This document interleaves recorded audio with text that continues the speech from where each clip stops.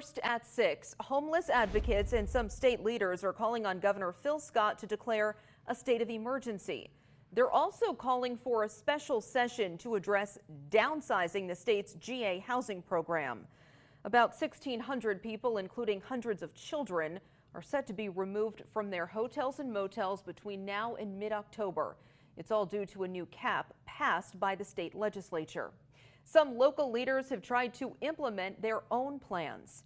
That includes leaders in Burlington who've made 12 campsites at North Beach available for people without a place to stay. ABC 22's Matt Holderman is live at the campgrounds with more tonight as this program is winding down. Matt?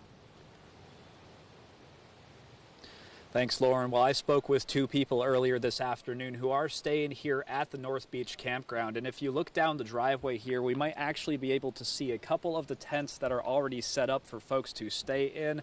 Now, the two who I spoke with, they were forced out of their motel earlier this year and have been searching for a place to live or other solutions ever since then. And they tell me this past Monday morning, they were assaulted by another homeless person on Church Street. He told me to get away, and he's like, what are you going to do if I don't?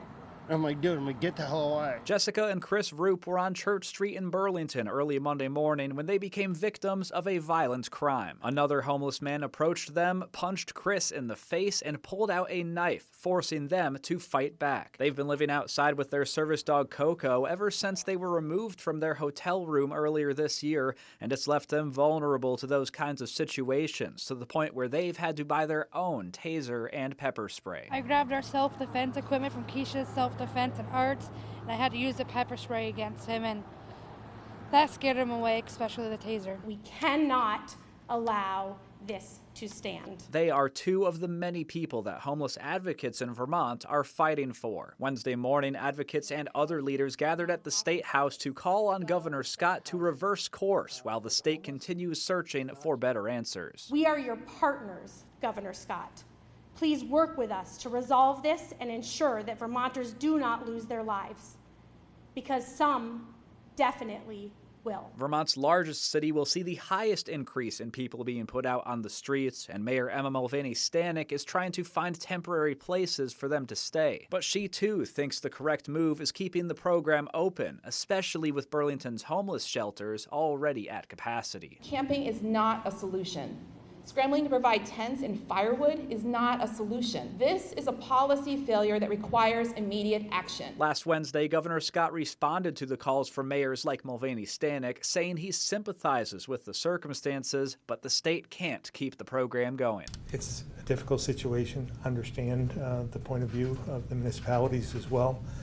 But we don't have the resources either. Despite the governor's argument, advocates along with Jessica, Chris, and others are staying firm that downsizing the program will only cause more problems. What do you say when someone is begging for their life and safety, and nobody that could do something about it will even listen? They should keep the hotel program going, because what happens if it was a child?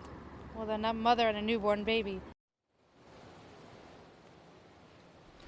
While some people are in complete agreement with one of the two sides, others are landing somewhere in the middle. On my way out of the State House this afternoon, I ran into Senate President Pro Tem Phil Baruth, and he told me that he's talked with fellow lawmakers about everything that's going on and about the possibility of reopening the 4 emergency shelters that the state reopened around the state back in March, the last time there was a mass exodus like this one from the GA housing program. He thinks that would be a better solution than calling a special legislative session, especially 5 weeks before Election Day.